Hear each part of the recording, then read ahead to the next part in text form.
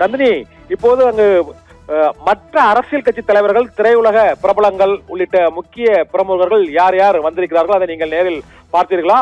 மற்றும் அங்கு குழுமியுள்ள அந்த தாவேகாவின் தொண்டர்கள், நிர்வாகிகள் மற்றும் பொதுமக்கள் உள்ளிட்டோர் நேரு உள்விளையாட்டு அரங்கத்திற்கு வருகை தர உள்ள நிலையில் அந்த இடத்தில் அதிகமான கூட்ட நெரிசல் ஏற்படுவதற்கான வாய்ப்புகள், பாதுகாப்பு ஏற்பாடுகள் அனைத்தும் செய்யப்பட்டிருக்கிறதா நந்தினி?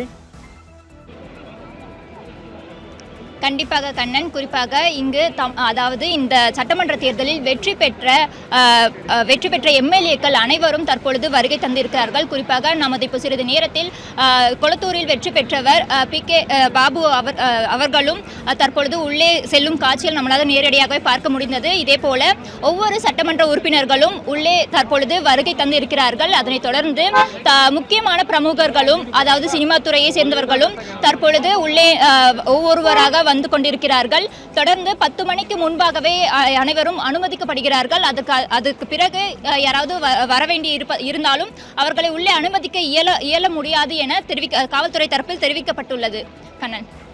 நந்தினி, இப்பொழுது புதிதாக பொறுப்பேற்கக்கூடிய அந்த அமைச்சர்களுக்கான அந்த வாகனங்கள் அனைத்தும் நேரு உள்விளையாட்டு அரங்கத்திலேயே தயாராக இருக்கிறது என கூறப்படுகிறது.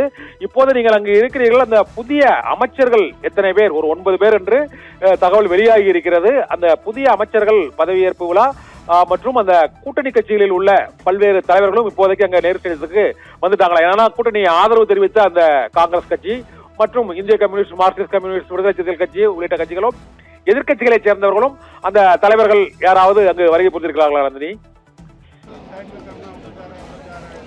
தற்பொழுது வரை நமக்கு கிடைத்த தகவலின்படி தற்பொழுது தாவேகாவை சேர்ந்த, அதாவது எம்எல்ஏ அமைச்சர்களாக பதவியேற்பவர்கள் தற்பொழுது நேரு உள்விளையாட்டு அரங்கத்திற்கு வருகை புரிந்திருக்கிறார்கள். அதே போல காங்கிரஸ் சார்பிலும் வருகை புரிந்திருக்கிறார்கள். இதனைத் தொடர்ந்து தற்பொழுது திருமாவளவன், செல்வ பெருந்தகை என முக்கிய தலைவர்களும் வருகை புரிய இருக்கிறார்கள். மேலும் ராகுல் காந்தியும் வருகை தர இருக்கிறார்கள் என்பது நமக்கு கிடைத்த தகவலாக இருக்கிறது. கண்ணன். நந்தினி, இப்போது நேரு உள்விளையாட்டு அரங்கில் இன்னும் சரியாக 1.5 மணி நேரத்தில் இந்த பதவியேற்பு விழா நடைபெறுகிறது. இது மக்களின் எதிர்பார்ப்பு.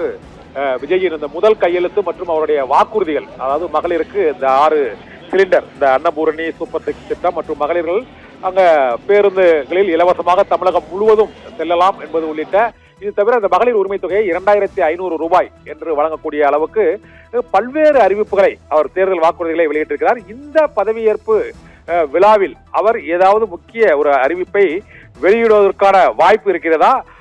பொதுமக்களின் எதிர்பார்ப்பு அங்கு என்னவாக இருக்கிறது? அங்கு குழுமியுள்ள மக்களிடம் நீங்கள் பலரிடம் பேசியிருப்பீர்கள். அந்த விஜயின் அறிவிப்பு, அந்த போதையில்லா தமிழகம், மது ஒழிப்பு மற்றும் மகளிருக்கான பல்வேறு அறிவிப்புகள், மகளிருக்கான பாதுகாப்பு, சட்டம் ஒழுங்கு, இவற்றில் எந்த அறிவிப்பை விஜய் வெளியிட வேண்டும் என அந்த பகுதியில் உள்ள மக்கள், அங்கு குழுமியுள்ள விழாவுக்கு வருகை தந்துள்ள மக்கள் நினைப்பதாக நீங்க ஃபீல் பண்றீங்க நந்தினி?